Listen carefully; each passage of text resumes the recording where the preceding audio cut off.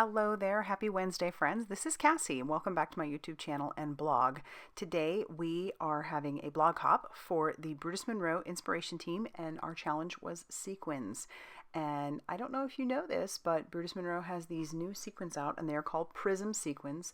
They are completely flat and they're gorgeous. So these are the colors that they come in.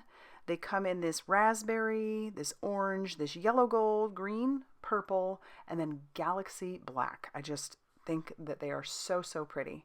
And I'm also going to use these bead trays, and then I'm going to grab this 2-inch score tape because I have a plan. I really wanted the sequins to be the star of my show. So I'm going to take some of that 2-inch score tape and I'm just going to put that onto some cardstock that I have. That is some Neenah Classic Crest Solar White cardstock. Really doesn't matter what kind of cardstock you use. I chose a white though because I wasn't sure. I didn't think that the tape would show through, and I don't really know, but you could try other things as well. I'm also going to take out this square die. So a square die, any square die that you have would probably work. This is the one I had and was handy, and so I ran that through my die cutting machine, and now I have this perfect square cut out of some score tape that has a cardstock backing. So I'll peel off one of the pieces, and then I'm going to slowly start adhering those sequins to the front of my piece. And as you'll see, I'm using my crystal katana, which is really great for picking up sequins or beads or anything that you might want to put onto your card bases. I think those were originally used for putting on like gems onto nails, but it works really well because it has a pick on one end, and then it also has the almost like a wax piece for your first part. And then I'm using my paper piercer as I feel necessary, like to move the sequins and to also hold down the sequins as I pull away my crystal katana. The crystal katana is a little bit of an investment. I think there are other things out there, but this thing works so well that I didn't want to try spending money on other things because I had gotten a cheap one in the past and it didn't work. So I like this. So all I'm doing is I'm going back and forth, like one whole row will be one color, and we're trying to do sort of a rainbow assortment, and then I'll start over with the rainbow, and I am just butting those into each of those pieces, completely covering that square that is covered with my score tape. And these things aren't going anywhere. So I'll burnish that in just with that extra piece, that backing paper, just to make sure everything stays put. And then I'm going to trim off all of the excess of those sequins. As you can see, some of them did stick over. But I love how this turned out. It's so pretty. It almost reminds me of those pillows you can go into like Target and like rub your hands back and forth on.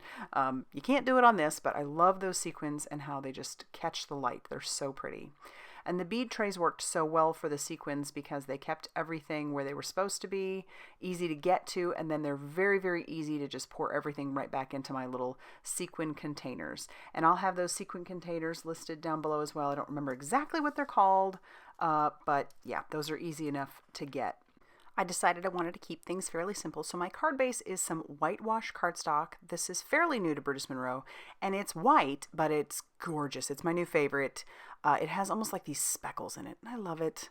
I trimmed it down to 5.5 by 8.5 inches, and I'm scoring it at 4.25 inches, so it's going to be a side-folding A2 size card.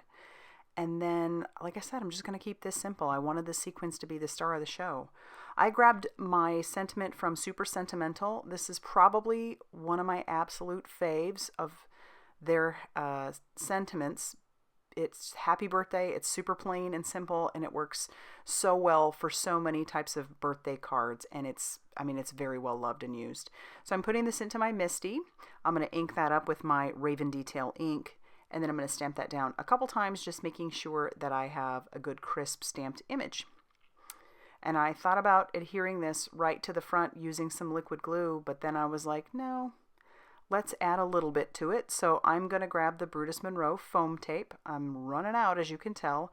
I love to use this stuff behind my panels to pop them up because it's fairly inexpensive and it just works really well. So it's nice and sticky, and yeah, I like this stuff. I know that some people have talked about in the past having an issue getting the backing paper off, but I just use my paper piercer, kind of wiggle that in between, and then I can easily peel off the backing paper and we don't have any issues there.